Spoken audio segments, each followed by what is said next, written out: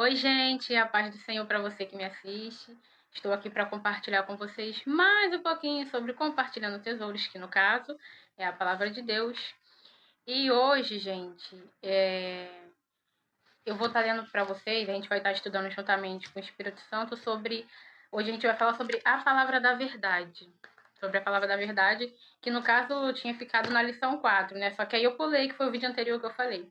Então, hoje a gente vai estar estudando sobre a palavra da verdade, que vai falar mais sobre a Bíblia, sobre os autores da Bíblia, entendeu? Então, assim, hoje não tem nem muitas referências aqui. Hoje é mais um pouco de texto, né? Mas tem referência, mas é mais escritas, são mais escritas aqui, mais um pouco de texto. Então, hoje a gente vai estar conhecendo mais sobre a Bíblia, vai falar sobre os capítulos dela, os versículos, as pessoas que escreveram. E assim, e no decorrer do vídeo a gente vai entendendo melhor, vai aprendendo melhor. E eu acho que esse vídeo ele vai até ficar mais um pouquinho curtinho, porque é tão rapidinho. Eu achei que ia demorar, mas não vai demorar não, tá? A gente vai falar sobre o registro das escrituras, princípios divinos, o salmo da palavra, escrituras inspiradas, muitas coisas. Então, hoje a gente vai estar conhecendo mais sobre a Bíblia, claro, na medida, quase que meu caderno cai, na medida que o Espírito Santo estiver liberando aqui para a gente estar aprendendo aí junto, tá bom? Então, eu vou começar lendo aqui para vocês. O texto bíblico básico está lá em 2 Timóteo, capítulo 3, versículo 14 até o 17. Eu vou estar lendo aqui para a gente já entrar no estudo, tá bom? Nessa parte aqui é Paulo enxortando a Timóteo, né? Vamos lá, 2 Timóteo capítulo 3, versículo do 14 ao 17, diz assim: Tu, porém, permanece naquilo que aprendestes, e de que fostes inteirado, sabendo de quem o tens aprendido. E que desde a tua meninice sabeis as sagradas escrituras, que podem fazer-te sábio para a salvação, pela fé que há em Cristo Jesus. Toda a Escritura é divinamente inspirada e proveitosa para ensinar, para repreender, para corrigir, para instruir em justiça, para que o homem de Deus seja perfeito e perfeitamente instruído para toda a boa obra. Nessa parte aqui, o título daqui está dizendo os últimos dias, né? Que são as últimas palavras, eu acho que isso, são as últimas palavras de Paulo, né? Os últimos registros, né? De Paulo enxortando a Timóteo, né? Que Timóteo era um jovem, a gente vai falar mais isso sobre a frente. Mais na frente sobre isso, né? Que ele era jovem. Então aqui, Paulo, ele viu em Timóteo uma confiança de dar continuidade ao ministério de Jesus. Então aqui ele está enxortando, ó, permanece naquilo que você tem aprendido. Aí tá falando que a escritura, ela é perfeita, entendeu? Para o homem, para ensinar, para corrigir, para instruir, entendeu? Então aqui é Paulo dizendo para Timóteo, instruindo, né? A Timóteo. Tem algumas referências aqui que eu vou estar lendo depois, tá bom? Então aqui foi o texto bíblico básico, né? Isso mesmo. Aí agora eu vou estar lendo para vocês o texto áureo, que tá lá em Salmos 33, versículo 14, diz assim: Pois a palavra do Senhor é verdadeira, ele é fiel em tudo o que faz, tá bom? E a gente já vai começar a ler aqui, eu vou começar a ler aqui para vocês, para a gente já partir para o estudo. Ponto 1. A Biblioteca Divina. Vamos lá. A Bíblia é uma biblioteca com 66 livros. Esses livros foram escritos ao longo de 1.500 anos por aproximadamente 40 autores.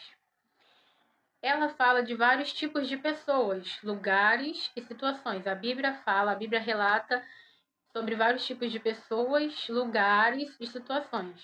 O mais interessante disso tudo é que, apesar de tanta gente ter escrito em lugares e épocas tão diferentes, tudo está relacionado ao mesmo tema, que no caso é Deus revela-se ao mundo.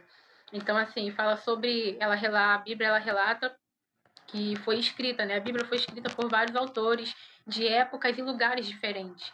Então, esses autores a gente conhece, que é Lucas, Marcos, João, Mateus. Então, assim, tem vários, né? Que relata aqui que a Bíblia foi escritas. E mesmo eles tendo vivido em épocas diferentes, mesmo cada um tendo ali um crescimento, né, uma convivência, uma infância diferente, talvez, porque não relata todas as infâncias dos autores, mas independente de cada um ter, assim, a sua própria, suas experiências de vida, entendeu? De vida, que Lucas era médico, Paulo era, esqueci agora, mas era daquelas que entendia mais de política, então, assim, independente, né, de como cada um foi criado, tudo que eles escreveram, que no caso é a Bíblia, foram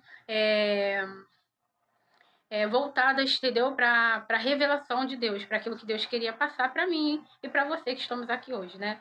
Então, ela é a palavra da verdade. Então, independente da origem, essa é a palavra certa. Então, independente da origem, entendeu? De cada um, da forma como cada um cresceu, não importa. Tudo que eles escreveram, eles foram inspirados por Deus para um propósito só, que é Deus se revela para a humanidade, né? É o que está escrito aqui. Deus revela-se ao mundo, a nós.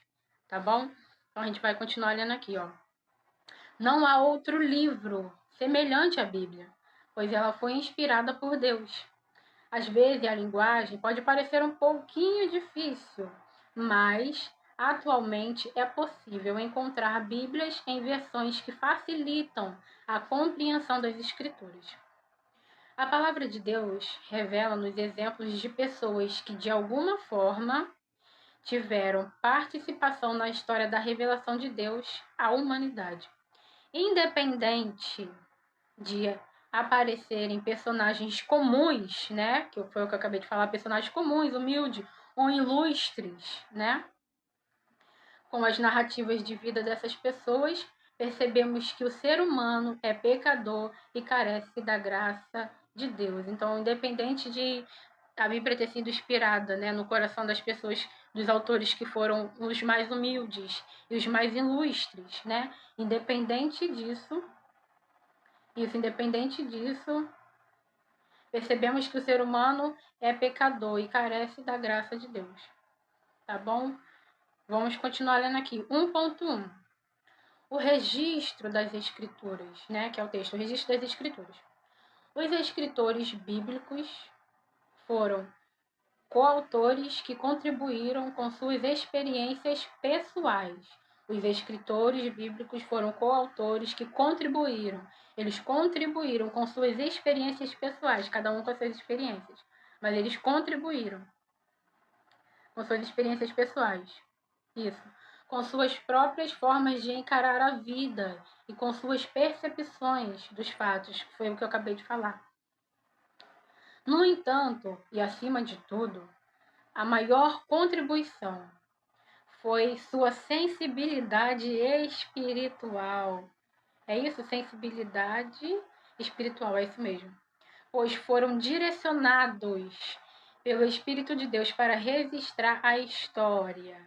Eles contribuíram com as suas experiências pessoais, percepções pessoais também, percepções dos fatos. No entanto, acima de tudo, a maior contribuição foi sua sensibilidade. Entendeu? Então, independente da diferença deles, entre eles, a maior contribuição que cada um teve foi a sensibilidade, né? De poder ouvir aquilo que Deus estava falando para eles, de poder escrever e registrar as escrituras, que no caso é a palavra de Deus, né? Isso.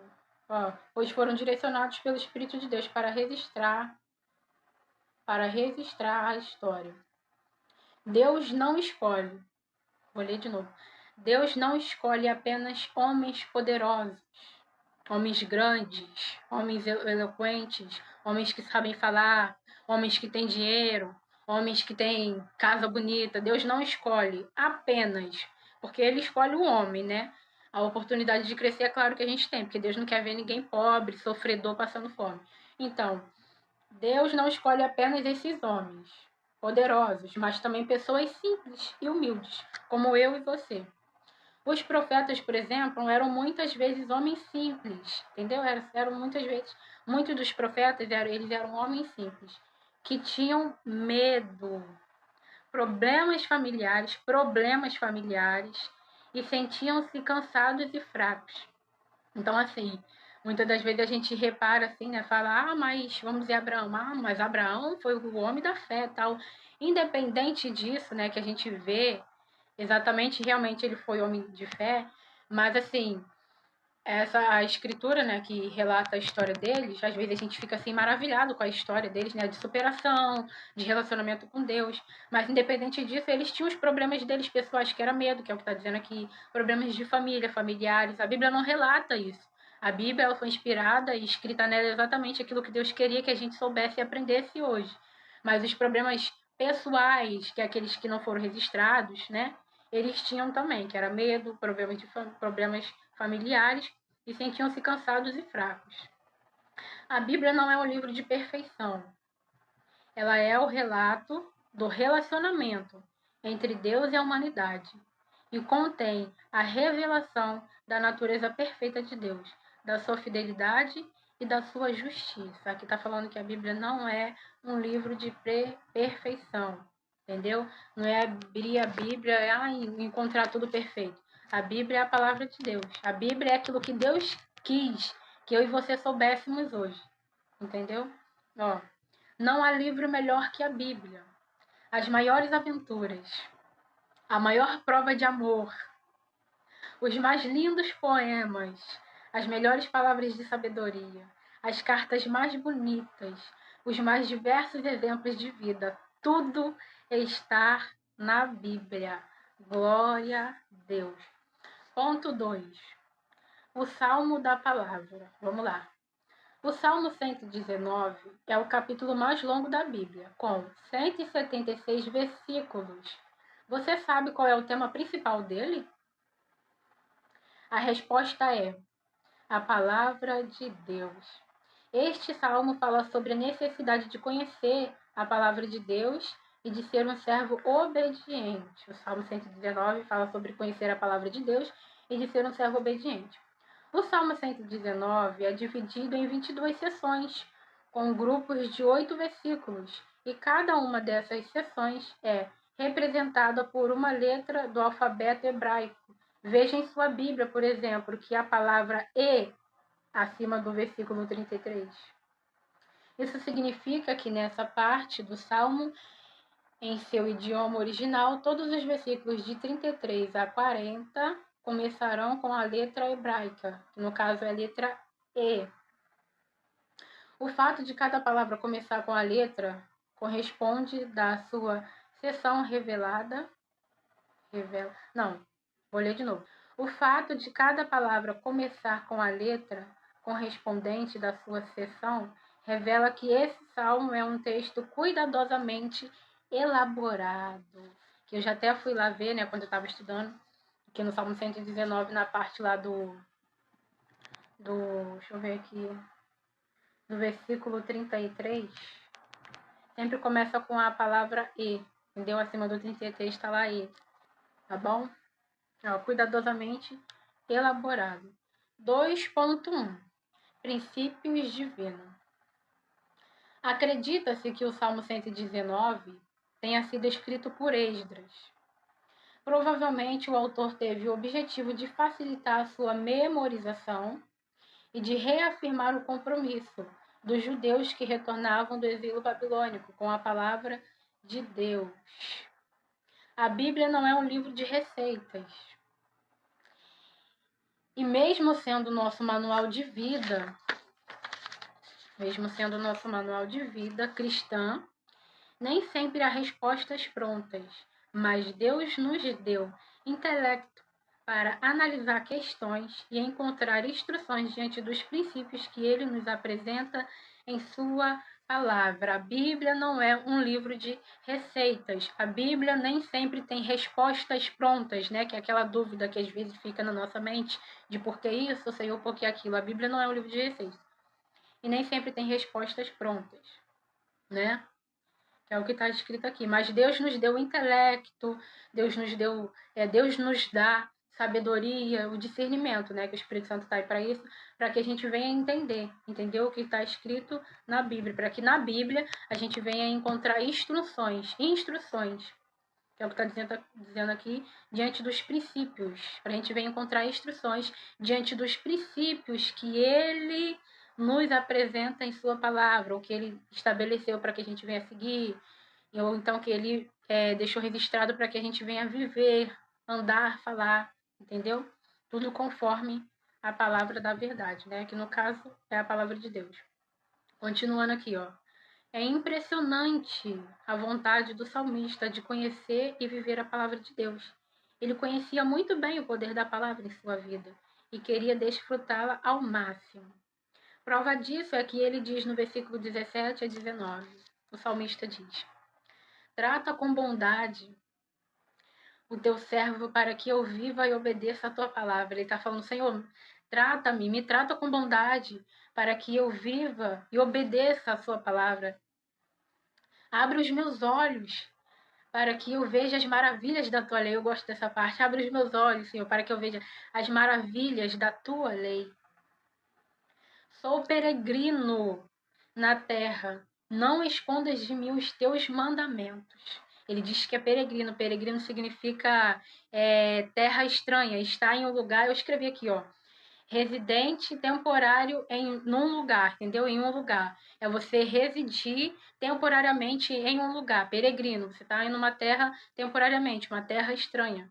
Por isso que aqui ele fala, sou peregrino na terra. Isso, não escondas de mim os teus mandamentos. Vamos supor, eu posso dizer, sou peregrino, eu estou nessa terra estranha. Eu não conheço essa terra, eu não sou dessa terra. Isso, eu não sou dessa terra. Não escondas de mim os teus mandamentos, entendeu? Eu não sou dessa terra. Não esconda de mim a palavra da tua verdade. Não esconda de mim as instruções que eu preciso ter para não conviver para sempre nessa terra estranha que eu estou, né? Isso mesmo. O Salmo 119 é mesmo muito diferente de tudo na Bíblia, né? Que aqui diz. Vamos lá, ponto 3. Manual para a vida. Certamente você sabe o que é a Bíblia e até anda com a sua debaixo do braço. Mas você a conhece de verdade? Todo crente diz que a Bíblia é um manual para a vida cristã. Mas você consegue encontrar nela aquilo que precisa para agradar a Deus e fazer a sua vontade? Você consegue encontrar na palavra de Deus aquilo que precisa, aquilo que você precisa ou necessita, precisa e necessita, mas aqui está escrito precisa. Você consegue encontrar na palavra de Deus aquilo que você precisa para agradar a Deus e andar na sua vontade? Na sua Bíblia, que você anda com ela debaixo do braço, você consegue encontrar? É a pergunta que está sendo feita aqui. Isso. Leia a resposta em sua Bíblia, que agora a gente já começa a entrar na referência, né? Que está lá em 2 Timóteo 3, que foi o que a gente leu, né? O texto bíblico básico. 3, isso, 2 Timóteo 3, capítulo 3, versículo 14 e 17, que eu vou deixar aqui, que a gente leu quase agora, tá bom? Continuando, o texto bíblico citado é uma carta, que é esse que apareceu aqui agora, é uma carta que Paulo escreveu ao jovem Timóteo. Paulo escreveu a carta enquanto estava preso em Roma. Essas palavras são os últimos registros do apóstolo, e apesar de revelar um homem sofrido e cansado, ele permanecia fiel à palavra de Deus, que foi o que a gente falou, que eu falei um pouco antes, né? Que as instruções que Paulo estava dando a Timóteo para ele permanecer na palavra da verdade, né? E aqui está falando que mesmo ele parecendo nem suas palavras, né? Que está na Bíblia, mesmo cansado e estando preso em Roma, ele não ele permanecia fiel à palavra de Deus. Ele não se desviou, ele não negou, ele não desistiu. Pelo contrário, ele via em Timóteo uma forma de dar continuidade, entendeu? Da palavra de Deus, né? Que é o que está dizendo aqui. Vamos lá. 3.1. Uma carta instrutiva. Paulo sentia-se sozinho e via em Timóteo a oportunidade de continuidade do seu ministério. O apóstolo desejava levar a palavra da salvação a todo homem, que está lá em 2 Timóteo, capítulo 2, versículo 8 ao 11, que nós vamos ler agora. Lembra-te de Jesus Cristo, que é da descendência de Davi. Ressuscitou dentre os mortos segundo o meu evangelho. Por isso sofro trabalhos e até prisões, como um malfeitor. Mas a palavra de Deus não está presa. Aqui ele está falando para Timóteo, lembra de Jesus Cristo, que é da descendência de Davi. Ressuscitou dentre os mortos, segundo o meu evangelho, que é o evangelho que ele pregava. Por isso sofro trabalhos. Ele ressuscitou dentre os mortos. Por isso sofro trabalhos e prisões, como malfeitor, mas a palavra de Deus não está presa. Ele estava preso em Roma, mas a palavra, aquilo que estava dentro dele, não estava preso. Portanto, tudo sofro por amor dos escolhidos, para que também eles alcancem a salvação que está em Cristo Jesus com glória eterna. Por isso ele sofria, por amor dos escolhidos, que eu posso dizer que hoje é eu e você e eu. Versículo 11. Palavra fiel é esta, que se morrermos com ele, também com ele viveremos. Glória a Deus. Se morremos com Cristo nós também viveremos. Em nome de Jesus. Agora a gente vai estar aqui, ó, terminando de ler, ó. Mas assumiu, né, que a gente leu aqui agora. Deixa eu tentar achar aqui. Vamos lá. Achei. Ó, Timóteo era jovem, mas assumiu o propósito de liderar a igreja em Éfeso, que está lá em 1 Timóteo, capítulo 1, versículo 3 e 4. Mas eu vou terminar de ler e depois a gente entra na referência. Vamos lá. Timóteo era jovem, mas assumiu o propósito de liderar a igreja em Éfeso, com a convicção do poder salvador da mensagem do Evangelho. A formação judaica de Paulo e Timóteo dava a eles profundo conhecimento da lei de Moisés e dos profetas. Para eles, o Evangelho de Jesus era a confirmação da palavra de Deus. Com a convicção do poder, eu estou repetindo, lendo de novo para a gente poder entender melhor. Com a convicção do poder salvador da mensagem do Evangelho. Aí aqui tem um ponto final. Aí nessa parte aqui, ó. A formação judaica de Paulo e Timóteo dava a eles profundo conhecimento da lei de Moisés e dos profetas. A formação, que foi o que eu disse um pouco antes no vídeo, a formação, entendeu? A forma como eles cresceram, o estudo deles, a aprendizagem, a convivência com as pessoas que sabiam, que entendiam, davam a Timóteo e a Paulo profundo conhecimento das leis de Moisés e dos profetas. Para eles, o Evangelho de Jesus era a confirmação da palavra de Deus. Então, se eles já tinham um conhecimento profundo da lei de Moisés antigamente, para eles, a confirmação, para eles, o Evangelho de Jesus era uma confirmação, porque eles já conheciam antes. Então, o Evangelho de Jesus só era uma confirmação, entendeu? Da palavra de Deus. Deixa eu ver aqui agora. Ah, tá. Continuando. Na carta a Timóteo, Paulo chama a atenção do seu querido amigo para os ensinamentos da sua infância. Então, aqui na carta a Timóteo, Paulo chama a atenção do seu querido amigo para os ensinamentos da sua infância. Paulo está, assim, advertindo a Timóteo para aquilo que ele aprendeu quando ele era pequeno. É isso mesmo, que compreendiam os rolos do Antigo Testamento. Paulo diz que as sagradas letras poderiam torná-lo sábio para a salvação. Eu tô achando que eu vou ter que ler essa referência, porque... Deixa eu ver aqui direito, misericórdia. Aqui, eu vou ter que ler, eu achei que eu não tinha... É porque eu não anotei ali. Mas aqui é bom até ler, que é pra gente poder entender melhor. Está dizendo que Paulo aqui, ele tá advertindo a Timóteo, né, sobre os ensinamentos que ele tinha, entendeu? Sobre os estudos que ele era aprofundado, entendeu? Na infância dele. Então, agora ele está passando para Timóteo. Aí está apontando para a referência de 2 Timóteo, capítulo 1, versículo 8 ao 11. E diz assim: portanto, não te envergonhes do testemunho de nosso Senhor, nem de mim, que sou prisioneiro seu. É Paulo dizendo a Timóteo. Antes de se envergonhar, antes de pensar em se envergonhar do Evangelho, entendeu? Antes, participa das aflições do Evangelho, segundo o poder de Deus, que nos salvou e chamou com uma santa vocação, não segundo as nossas obras, mas segundo o seu próprio propósito e graça que nos foi dada em Cristo Jesus, antes dos tempos dos séculos, e que é manifesta agora, pela aparição de nosso Senhor Jesus Cristo, o qual aboliu a morte, tá certo? A morte, e trouxe à luz a vida e a incorrupção pelo Evangelho. Versículo 11. Pelo Evangelho, para o que fui constituído pregador e apóstolo e doutor dos gentios. Vou ler até o 12. Por cuja causa padeço também isto, mas não me envergonho, porque eu sei em quem tenho crido, e estou certo de que é poderoso para guardar o meu depósito até aquele dia. Aqui Paulo está dizendo para Timóteo não se envergonhar do evangelho.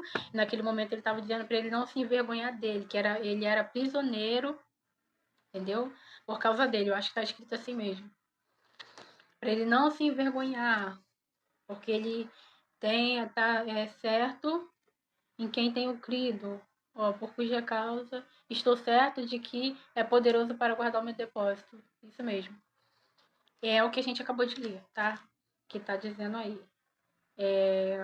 Nessa parte era Paulo instruindo a Timóteo sobre aquilo que ele aprendeu na infância, os profundos estudos, as experiências, o conhecimento que ele tinha, tá bom? Que é o que está falando nessa parte.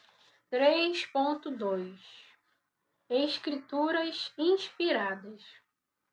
Paulo conhecia muito bem as Escrituras e, ao converter-se ao Evangelho, identificou que, nas palavras escritas pelos antigos profetas e por Moisés, havia muitas referências ao Messias, ou seja, ao Jesus que ele encontrou em sua viagem para Damasco, que é a viagem que a gente sabe que está lá em Atos capítulo 9, 3 e 6.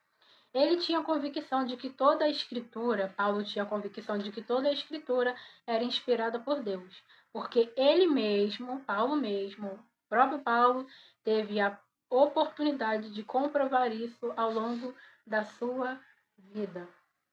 Paulo reconheceu a mão de Deus sobre os homens, que assim como ele, colocaram-se à disposição do Senhor. Glória a Deus. Ponto 4. A importância das escrituras. Você sabe usar a Bíblia? É uma pergunta. Como vimos anteriormente, andar com a Bíblia debaixo do braço é fácil, mas aplicá-la à sua vida? Andar com ela debaixo do braço é fácil, mas e aplicar ela à sua vida, ao seu dia a dia, ao seu cotidiano? Como é que fica? É muito fácil envolver-se com milhares de coisas ao mesmo tempo e assumir muitos compromissos. Mas aplicá-la à sua vida. Mas é aplicá-la à sua vida, É muito fácil, aqui tá falando que é muito fácil a gente se envolver com milhares de coisas ao mesmo tempo e assumir muitos compromissos. Até acredito que você seja bem dedicado e goste de participar de tudo o que acontece em sua igreja, mas estar cheio de compromissos não substitui o seu relacionamento com Deus. Sabia? Que aqui também está uma pergunta. Você sabia? E está um ponto de interrogação aqui. Até acredito que você seja bem dedicado e goste. Eu até acredito que você goste de participar de tudo em sua igreja, né? Mas está cheio de compromisso. Aqui está falando que a gente está com muito compromisso, não substitui. Isso não substitui nosso relacionamento com Deus. Eu posso dizer agora que a gente pode ir lá agora lembrando de Marta.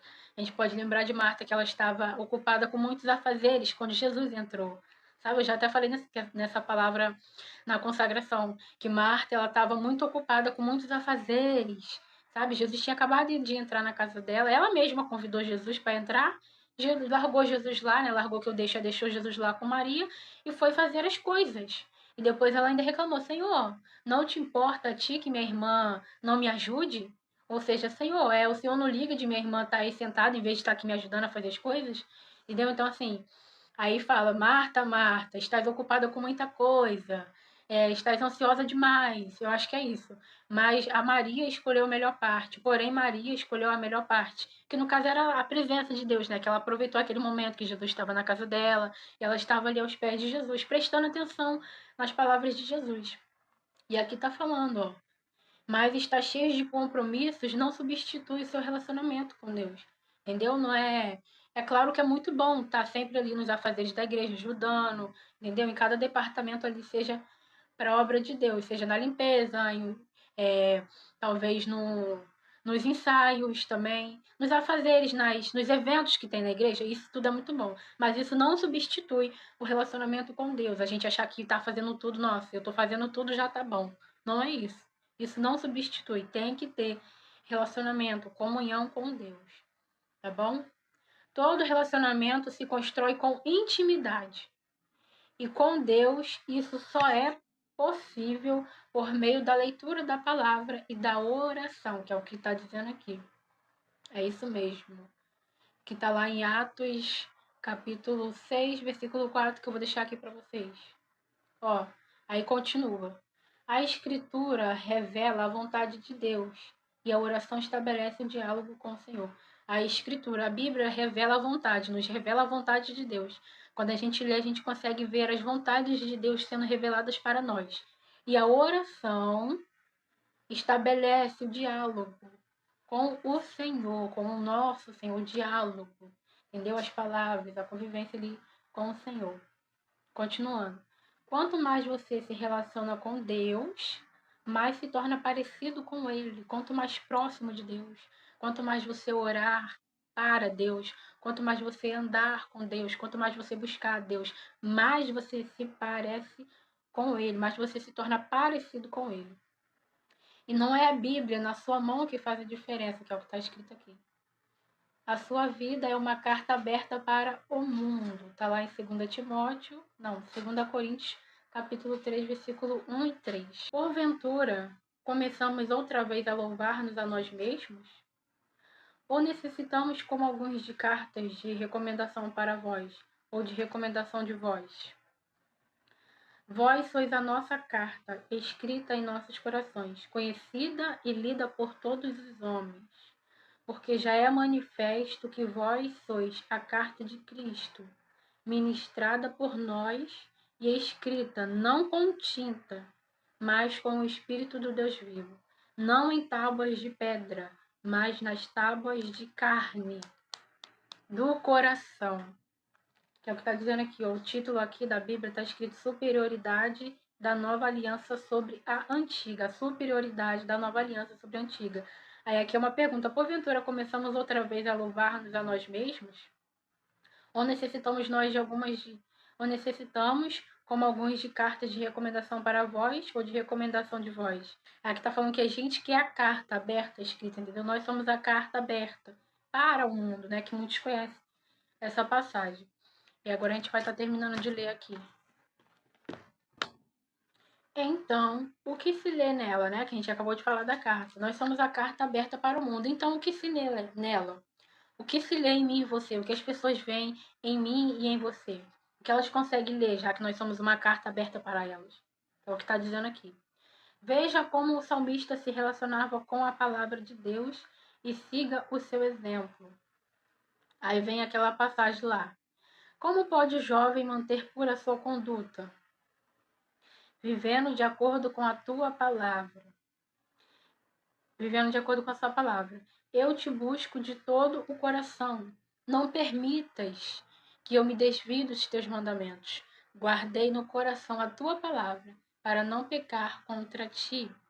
Né? Que é aquela palavra lá. Guardei tua palavra no meu coração para não pecar contra ti. Ponto 5. Um livro para todos os povos. Por muito tempo, os hebreus foram os únicos a terem a oportunidade de receber Deus como Senhor. Naquele tempo, os hebreus, eles eram os únicos a terem a oportunidade de receber o Deus como Senhor. Israel foi o povo que nasceu da promessa de Deus a Abraão, escolhido para mostrar às outras nações a bondade e a fidelidade do Senhor. Mas Deus tinha planos ainda maiores, como ele sempre tem planos ainda maiores, alcançar todos os povos da terra com a sua salvação. Ele tinha planos muito maiores. No caso, alcançar todos os povos da terra com a sua salvação. Naquele tempo, Israel foi o povo que nasceu da promessa de Deus. Eles eram os únicos que tiveram a oportunidade de receber Deus como Salvador. Entendeu? Deus tinha feito ali uma promessa, se eu não me engano, se eu estiver falando certo, uma promessa para Israel, que no caso era aquele povo. Então, assim, só que Deus tinha planos muito maiores, entendeu? Como ele sempre tem, que no caso foi enviar Jesus para que aquele povo, para que Israel não tivesse para que só Israel não tivesse, eles não fossem o único a ter Deus como Senhor, mas para todos os povos, entendeu? Em cidades vizinhas, entendeu? Em outros lugares, se eu estiver falando certo, né? Que eu acho que é isso. Vamos lá. Mas Deus tinha planos ainda maiores, alcançar todos os povos da terra com a sua salvação. Paulo fala dessa salvação em sua carta aos cristãos de Roma, que está lá em Romanos 10, deixa eu ver se eu anotei. Isso mesmo. Que a gente vai entender melhor o que eu acabei de falar aqui, tá bom? Para não ficar só nas minhas palavras e, é claro, ter uma referência bíblica para ficar mais fácil de entender. Vamos lá. Paulo falava dessa salvação em sua carta aos cristãos em Roma, que está lá em Romanos, capítulo 10, versículo 12 até o 18. Porquanto não há diferença entre judeu e grego, porque um mesmo é o Senhor de todos, rico para com todos os que o invocam, porque todo aquele que invocar o nome do Senhor será salvo. Como, pois, invocarão aquele em quem não creram? E como crerão naquele de quem não ouviram? E como ouvirão se não há quem pregue? E como pregarão se não forem enviados? Como está escrito, conformosos os pés dos que anunciam o evangelho de paz, dos que trazem alegres novas de boas coisas. Mas nem todos têm obedecido ao evangelho, pois Isaías diz: Senhor, quem creu na nossa pregação? De sorte que a fé é pelo ouvir, e o ouvir da palavra de Deus. Mas digo, porventura não ouviram?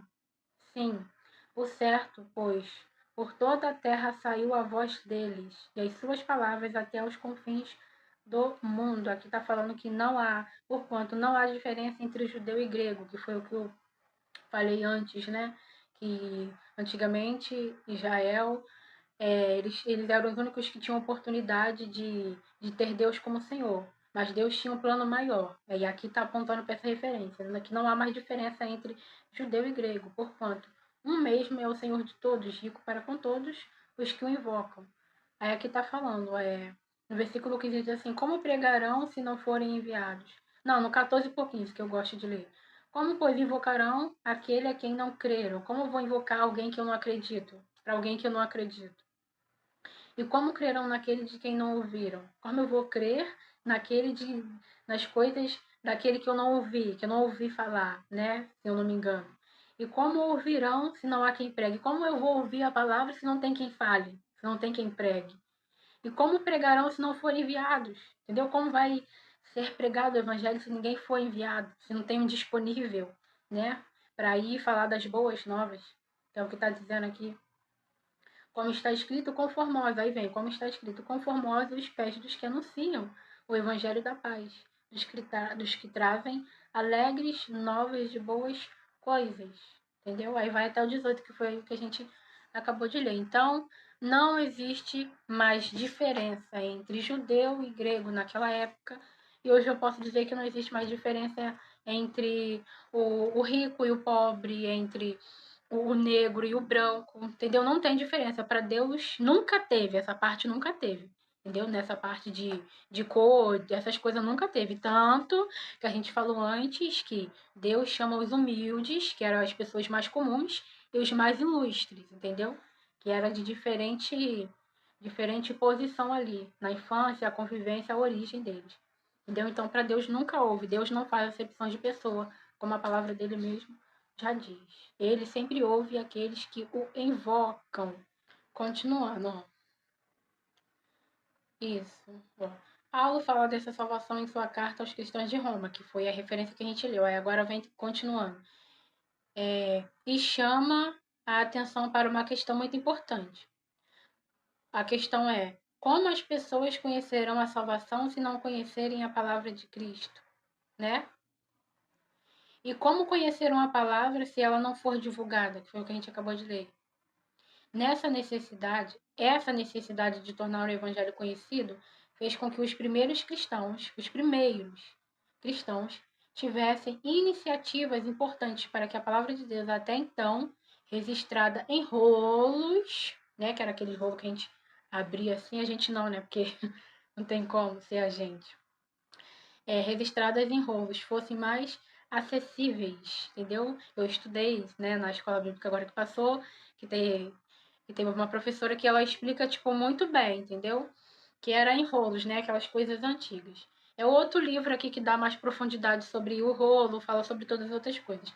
Mas aqui, nesse livrinho, está dizendo que as Bíblias eram registradas em rolos. Isso. A palavra de Deus, então, registrada em rolos. Mas, é assim, aqui está dizendo que também eles, os primeiros cristãos, tivessem a iniciativa importante para que a palavra de Deus, até então, registrada em rolos, fossem mais acessíveis. Eles se esforçaram, eu posso dizer que os primeiros cristãos, eles se esforçaram para que a palavra de Deus hoje fosse mais acessível, mais compreensível a mim e a você. Entendeu? Então, assim, eu às vezes eu fico pensando, né, que não foi muito fácil, na verdade não foi nem um pouco fácil para eles no tempo antigo se esforçar para que a palavra de Deus hoje fosse mais acessível a você. Eu fico pensando que se eles tivessem desistido, a palavra de Deus não chegaria até a gente hoje, né, até nós hoje.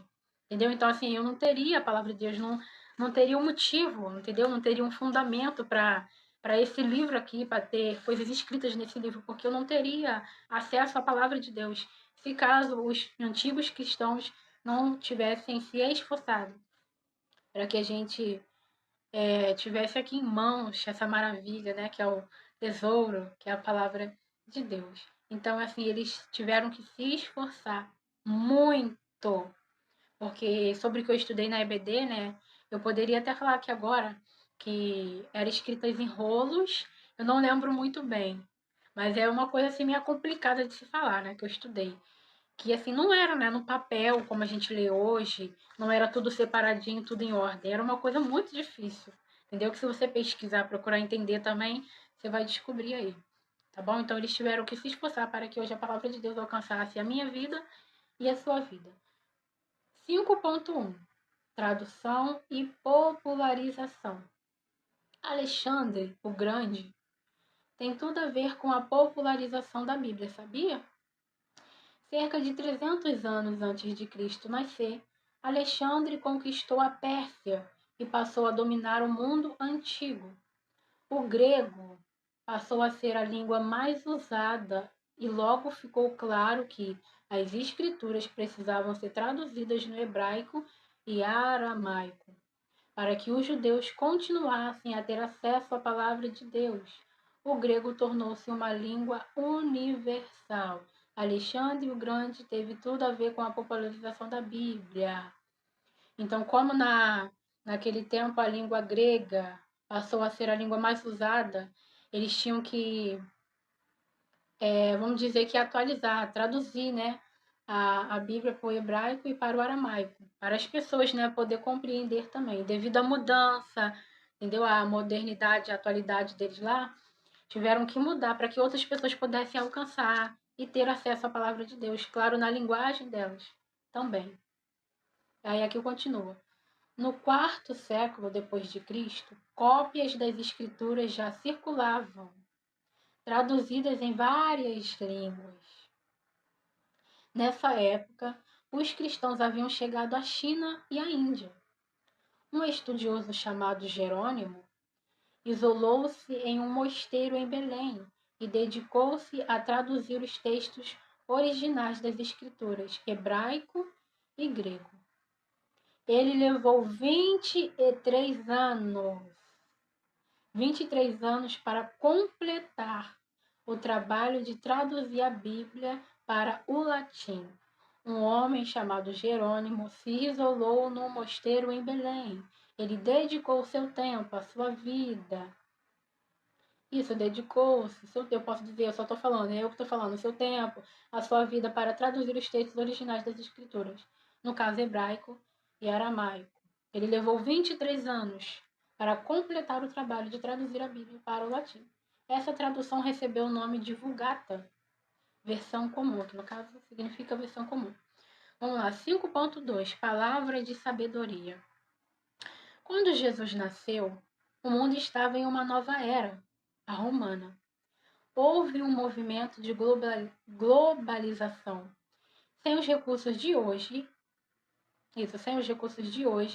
mas para a época foi uma revolução. Jesus, quando nasceu, o mundo estava em uma nova era, a romana.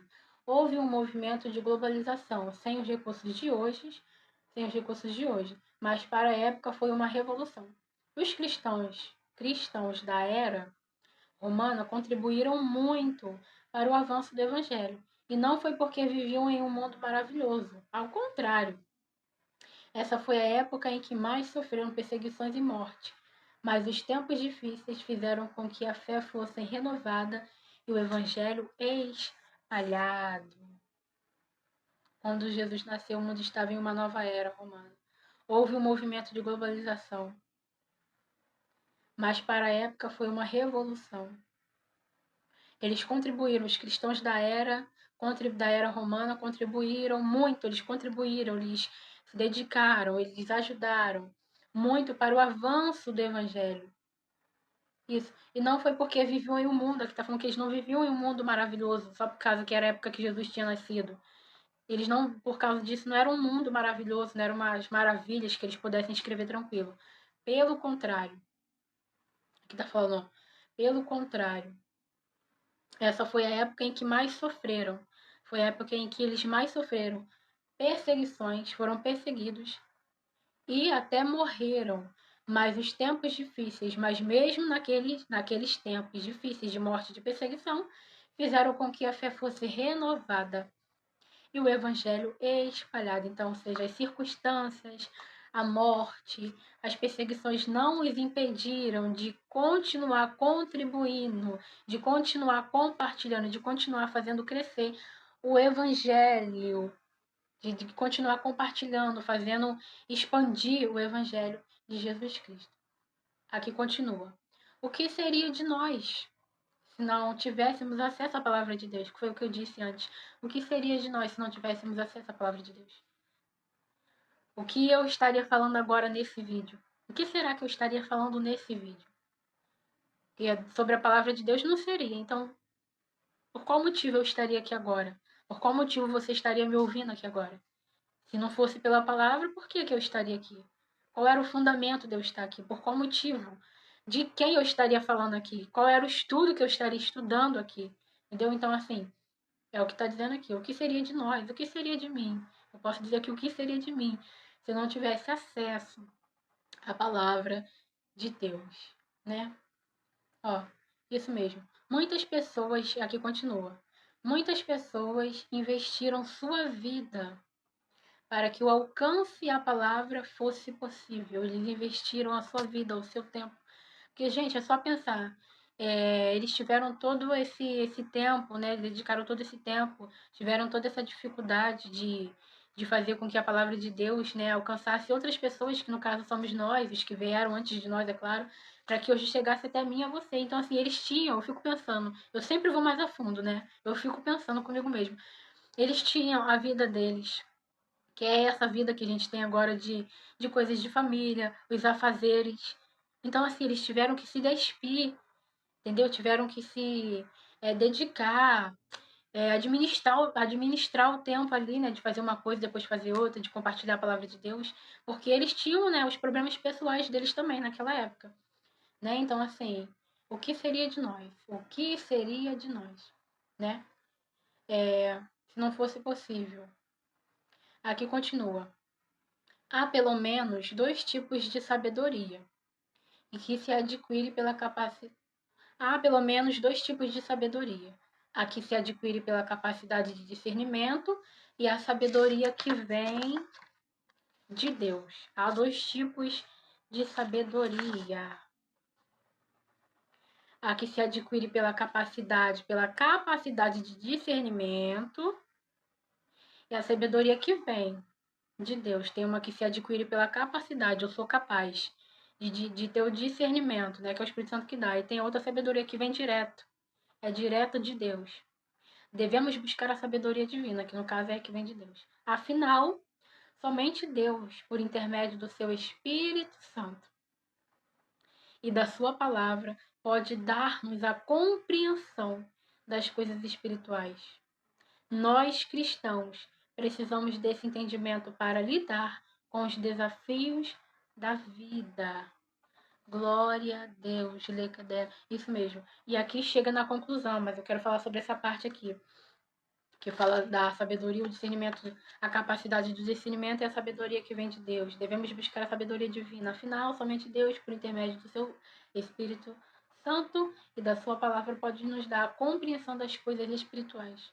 Que no caso é aquelas coisas espirituais, entendeu? Que nos é oculta, né? Que Deus só revela para aqueles que o buscam, porque ele não conta segredo para desconhecido, como eu já falei nos vídeos anteriores, né?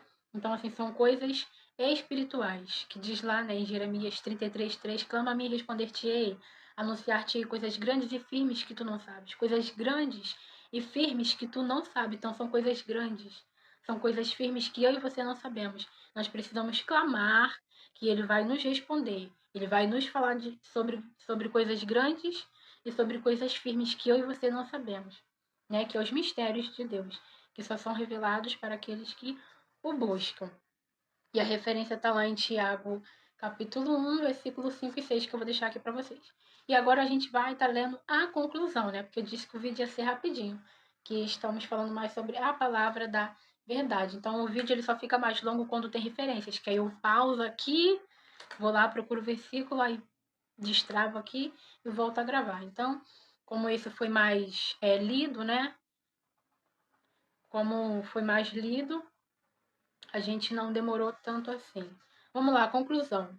Você já sabe, você já sabe que o Salmo 119 é o capítulo mais longo da Bíblia e que o tema central dele é a palavra de Deus. Mas você sabe que se conhecer a Bíblia profundamente pode tornar-se mais sábio do que as pessoas que estão em sua volta? É a pergunta que está fazendo aqui. Uma coisa é ser inteligente e entender muito de qualquer matéria. Outra coisa é ter sabedoria para agir nas situações difíceis e discernimento para fazer as escolhas certas. Uma coisa é eu ter inteligência sobre matérias.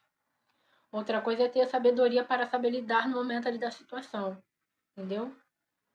Que é o que está dizendo aqui. Isso, escolha certa. Ó. Salomão pediu a Deus inteligência. É uma pergunta. Salomão pediu a Deus inteligência ou sabedoria? Salomão queria o melhor. E sabedoria é muito melhor do que inteligência. Que foi o que ele pediu, né? Sabedoria e não inteligência. Ó. No Salmo 119, no versículo 97 até o 104, o autor declara que tem mais discernimento que os seus professores, porque medita na palavra de Deus e também entende melhor as coisas do que os idosos, pois obedece aquilo que Deus estabeleceu. Então não é sobre eu buscar o estudo, não é só sobre eu buscar os estudos, entendeu? Ou eu conhecer, eu preciso obedecer. Deus, ele nos revela muita coisa através da obediência, entendeu? Eu sei que eu preciso ler a Bíblia, eu sei que eu preciso estudar, mas eu posso dizer que a maioria das coisas que Deus revela, que ele vai te direcionar mesmo no caminho certo ali através da sua obediência. Não é o estudo, não é a forma que você sabe falar, entendeu? Não é o falar bonito somente. Isso ajuda e muito as pessoas compreender você, né? Te compreender, mas não é só isso. Então, através da obediência, Deus ele libera, posso dizer que ele libera muita coisa. Ele revela, ele fala, ele instrui, ele direciona, ele faz, ele mostra muita coisa através da obediência. Não é somente buscar pelos estudos, mas também obedecer a palavra de Deus, que é o que está dizendo aqui, ó. É isso mesmo. O salmista revela que tem, ó, isso, pois obedece aquilo que Deus estabeleceu, ó. O salmista revela o salmista revela que nem os mestres, nem os idosos sabem o que ele sabe. Porque o conhecimento que vem da parte de Deus, oh glória, é muito melhor do que qualquer outro conhecimento que vem da parte de Deus. Não do livro que dá referência à palavra de Deus, tem fundamento no caso da palavra de Deus, mas não do livro. O conhecimento, deixa eu procurar aqui, porque o conhecimento que vem da parte de Deus é melhor do que qualquer outro. O que vem da parte de Deus é melhor do que qualquer outro.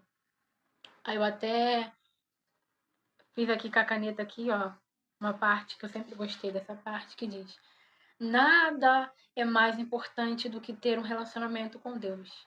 Guarde isso em seu coração, nada. Nada é mais importante do que ter um relacionamento com Deus. Nada. A sua casa, o seu trabalho. Vou dizer, mesmo se a casa foi Deus quem te deu, isso não é mais importante do que ter um relacionamento com Deus. O carro que foi o próprio Deus que te deu, não, o próprio Deus que te deu, isso não é mais importante do que ter um relacionamento com Deus. O trabalho que Deus te deu não é mais importante do que ter um relacionamento com Deus. Vamos dizer, o vou dizer o título, não é título. A consagração, se você é obreiro, pastor, diácono, diaconisa, não importa. A consagração, isso não pode e não é mais importante do que o seu relacionamento com Deus, entendeu? Então está dizendo aqui, eu poderia dizer aqui muitas coisas que não, eu poderia citar muitas coisas, né? Mas eu ficaria aqui até gaguejando e com a língua presa, né? Como vocês estão vendo aí que eu tenho a língua presa. Na hora de eu falar, eu falo tudo errado. Mas sai e vocês entendem. Então, assim, nada do que a gente fazer, entendeu? Até mesmo nada, as bênçãos que Deus ainda vai nos dar, as bênçãos que Deus ainda vai me dar. Isso não pode se tornar uma coisa mais importante do que o meu relacionamento com Deus, que é o que está dizendo aqui. Entendeu? Então, o relacionamento com Deus tem que ser mais importante do que tudo nessa vida. Eu vou dizer agora que nem mesmo que eu vou acabar de ler aqui no meu caderno de anotações, né? Que eu escrevi isso, não foi nem esse ano que esse livrinho, esse estudo, eu já tinha estudado ele, foi ano passado, né? Que eu sei que Deus tinha me dado para fazer em 2024, para gravar os vídeos em 2024. Então, assim, sempre quando eu terminava de estudar, Deus me dava, claro, a capacidade, que foi que a gente já estudou, que a gente falou que hoje Deus me dava a capacidade de discernimento. Então, com essa capacidade de discernimento, eu sempre escrevo, faço questão de escrever as coisas aqui no caderno. Então, nem isso aqui que eu escrevi no meu caderno é mais importante do que o meu relacionamento com Deus, tá? Eu só vou estar lendo aqui só para ser mais ou menos uma conclusão, entendeu? Para a gente entender sobre a palavra da verdade que nós estamos falando sobre a Bíblia. Vamos lá, eu escrevi assim: ler a Bíblia não é fácil, mas é muito importante se esforçar para aprendê-la.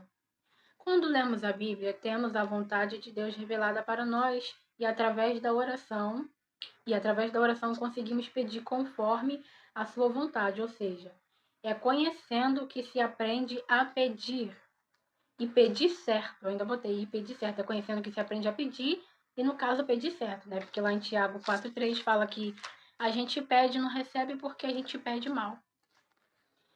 E na outra parte, assim, eu escrevi também: se o Espírito Santo já tem te animado a ler a Bíblia, e você já consegue fazer todas as manhãs o seu devocional, isso já é um bom começo para conhecer mais a Deus. Ler a Bíblia nem sempre é fácil, na verdade, de fato, não é. A Bíblia em si é a palavra de Deus, nos ensinando e nos instruindo a andar no caminho do bem, para alcançarmos a vida eterna. Mas o que eu quero priorizar com tudo o que lemos até aqui é: se você já leu a Bíblia pela primeira vez e ainda não conseguiu entender nada, não desista de continuar lendo, pois Deus está vendo o seu esforço em querer aprender e conhecer mais dele. Não será do dia para a noite. Assim como construir uma amizade também não é. Com Deus, isso, assim como construir uma amizade também não é. Jamais saberemos tudo sobre a Bíblia, mas se perseverarmos em aprender sobre ela, Deus nos fará saber aquilo que Ele quer, e sabe que necessitamos aprender. Convide o Espírito Santo para o seu devocional. É Ele quem nos faz discernir e nos dá a revelação do que Deus quer nos mostrar e nos ensinar. Ore antes de ler, eu fiz questão de escrever isso. Ore antes de ler. Aí eu botei aqui, ó, um conselho: não leia a Bíblia em busca de emoções, porque ela é a justiça de Deus, que corrige o justo quanto o ímpio.